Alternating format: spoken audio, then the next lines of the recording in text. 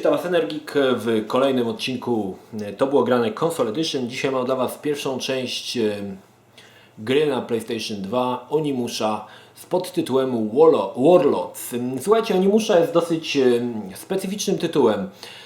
Znajdziemy tutaj nawiązania do kultowej serii Resident Evil, ponieważ gra jest wydana również Capcomu i muszę przyznać, że Onimusha czerpie całymi garściami z Residenta. Jest to taki troszkę Resident w czasach feudalnej Japonii, gdzie zamiast głównego bohatera, w tym wypadku, nie wiem, jakiegoś komandosa, mamy po prostu samurajów.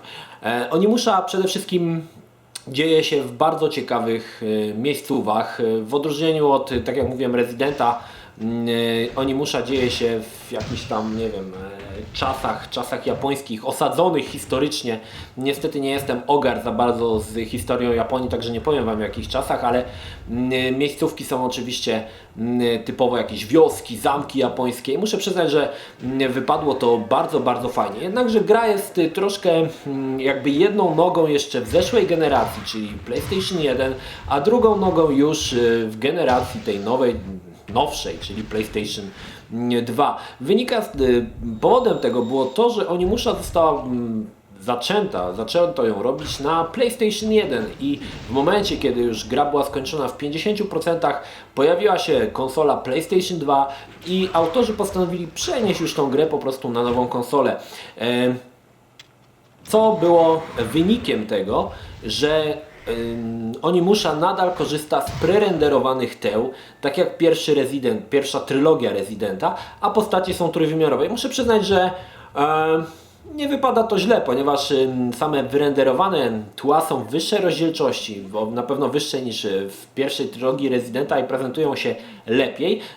Natomiast jest to takie troszkę rozczarowanie, że gry tego typu, jak na przykład Silent Hill, już miały całkowicie generowane w 3D tło, a Onimusha jeszcze ma te prerenderowane tła, a postacie są tylko trójwymiarowe. Ale dobrą nowiną jest to, że ponieważ tła były prerenderowane, autorzy mogli skupić się na postaciach i postacie są naprawdę fantastycznie wymodelowane. Sam główny bohater Samonosuke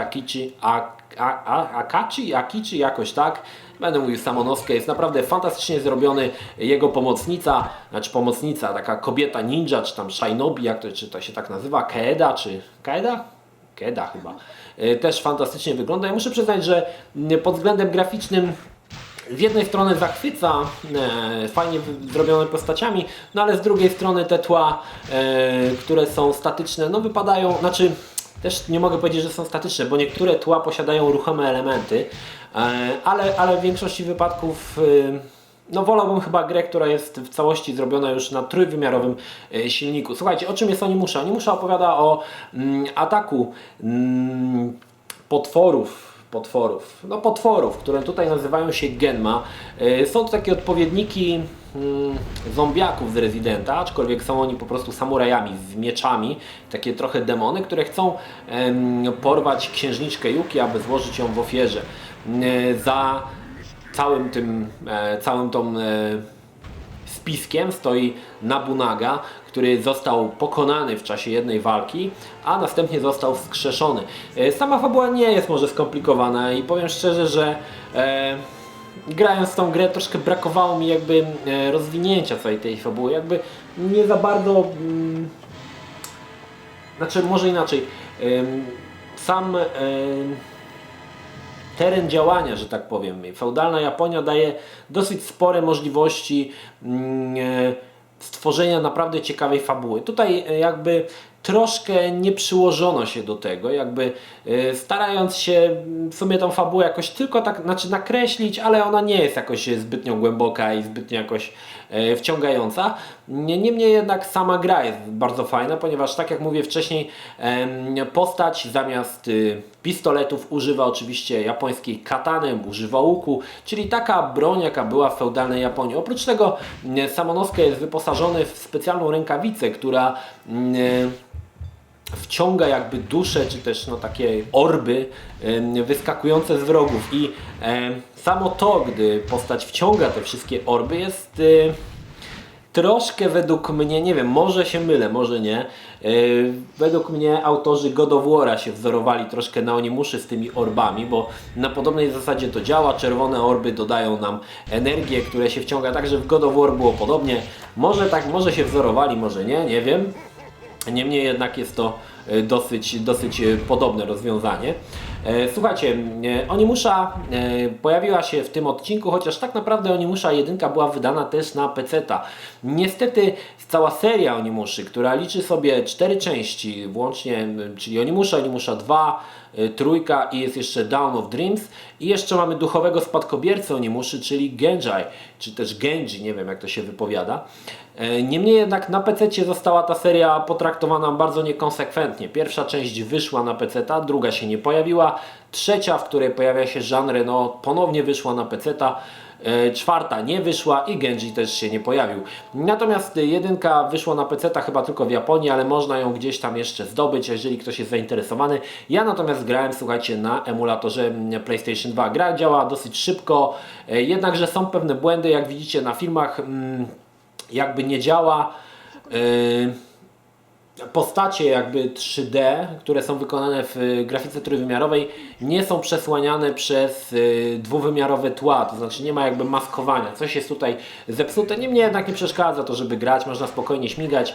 Udało mi się gry skończyć od początku do końca, nie zawiesza się, także jeżeli ktoś ma chęć, może na emulatorze sobie zagrać. Ja oczywiście polecam, jeżeli chcecie, zagrajcie sobie oryginalnie na konsoli PlayStation 2, no ale z drugiej, bo tam nie będzie błędów, ale na PC będziecie mieli z kolei grafikę na przykład Full HD, jeżeli uda Wam się odpalić oczywiście w takiej rozdzielczości.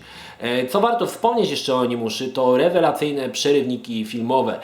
Przerywniki filmowe robił gość, który ma ksywę Robot, to jest jakiś Japończyk, nie pamiętam dokładnie jak on się nazywał i robił chyba wszystkie przerywniki filmowe do wszystkich Onimuszy i pomimo tego, że gra została wydana w 2001 roku, 2001 roku przerywniki filmowe, tudzież cutscenki i intro robią ogromne wrażenie nawet dzisiaj. I muszę przyznać, że na tamte czasy to było coś przełomowego. To naprawdę niewiele gier było zawarte w niej takie fantastyczne przerywniki filmowe jak w Onimuszy. Jest ich co prawda niewiele, ale kultowa scena przemiany jednej kobiety w owada jest już chyba przeszła do legend gier komputerowych jako jedna z najfajniejszych cutscenek wartych wspomnienia, a i intro do Onimuszy też wypada naprawdę zacnie. W latach, nie wiem kiedy, był taki program kiedyś o grach komputerowych Hyper, gdzie do znudzenia puszczali ten trailer właśnie Onimuszy, gdzie był ten wstęp właśnie, to intro, które naprawdę robi ogromne wrażenie i potrafi się podobać nawet dzisiaj. Sama gra, słuchajcie, jest, tak jak mówię, zaczątkiem serii, która miała być początkowo trylogią, potem zdecydowano się jeszcze zrobić czwartą część i muszę przyznać, że kolejne części, które pojawią się w to było grane, doskonale tą historię rozwijają. Na razie zajmiemy się tylko pierwszą częścią. Warto wspomnieć też to, że gramy na przemian. Gramy oczywiście samonoskę i czasami przełączamy się na naszą kobietę ninja, chociaż tych elementów nie ma za dużo. Oprócz tego są bardzo prościutkie zagadki typu znajdź klucz, użyj go gdzieś, bądź takie zagadki, puzzle takie numeryczne, które też są dosyć proste i ogólnie zagadki wypadają w Onimuszy bardzo banalnie, chyba nawet prościej niż w Residentach, także raczej nie ma problemu, żeby się gdzieś, nie wiem, zgubić bądź zawiesić w którymś momencie. Jeszcze wspomnę o tym, że to co wspomniałem, że Onimusza była w spory sposób wzorowana na Rezydencie. Warto wspomnieć, że są też tutaj zielone roślinki, czyli to co było znamienne w Rezydencie i jest znamienne do dzisiaj, to się w ogóle nie zmieniło. W Onimuszy też mamy zielone roślinki, które dodają energię, także trzeba przyznać, że te elementy w ogóle się nie zmieniły od Rezydenta. Można powiedzieć, że Capcom wziął jakby taki szkielet gry, takiego survival horroru i przeniósł ten szkielet do czasów feudalnej Japonii. Warto wspomnieć też to, że mamy możliwość upgrade'owania naszej broni. Mamy 3 do wyboru bronie. Nie wiem jak one się nazywają. Mamy 2 miecze, jeden taką dzidę z podwójnymi sztyletami. Nie wiem jak to się nazywa, to pewnie ma jakąś swoją nazwę. Słuchajcie, jak gra się w to dzisiaj? Ja muszę przyznać, że Onimusza sprawiła mi masę radości, chociaż warto wspomnieć, że gra jest bardzo krótka i łączny gameplay zajął mi około 4 czy 4 i 4,5 godziny, czyli niedużo. Oczywiście tam parę razy zginąłem po drodze, ale samą fabułę można w 4 godziny skończyć, chociaż ja tam trochę błądziłem, łaziłem bez celu, patrząc grafikę, także też ten czas byłby, jeżeli ktoś chce tak skupić się na fabule, to troszkę ten czas będzie bardziej skompresowany, ale niemniej jednak warto się zapoznać. Świetny tytuł z fajnym dosyć bohaterem, z rewelacyjnymi cutscenkami. No i jest oczywiście to wstęp do kolejnych części, bo tak jak mówię, tutaj Capcom troszkę tak dopiero się rozkręcał. To jest tak jak przy pierwszym Rezydencie, gdzie oni jakby testowali pewne rozwiązania, czy iść w tą stronę, czy iść w tą. I Onimusza też jest pewnego rodzaju takim eksperymentem, żeby zobaczyć, czy to oczywiście chwyci. Słuchajcie, jak najbardziej polecam. Grę można kupić za parę groszy na Allegro. Nie wiem, za 10-15 zł, 20 można trafić.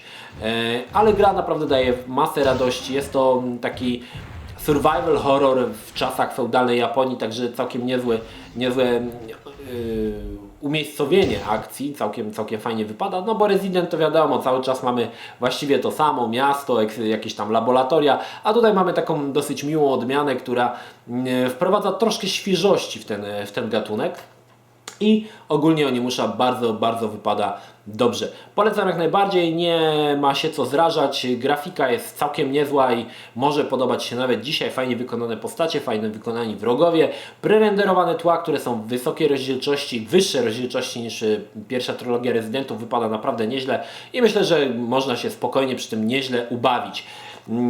Oczywiście pozostałe części Onimuszy pojawią się to było grane Console Edition, aczkolwiek będę je przeplatał innymi tytułami, żebyście się po prostu nie znudzili. To tyle na temat Onimuszy Warlords. Na PC-ta chyba była zwykła Onimusza bez Warlords, ale nie pamiętam już. To tyle. Pozdrawiam Was, Energik, trzymajcie się, do następnego. Cześć.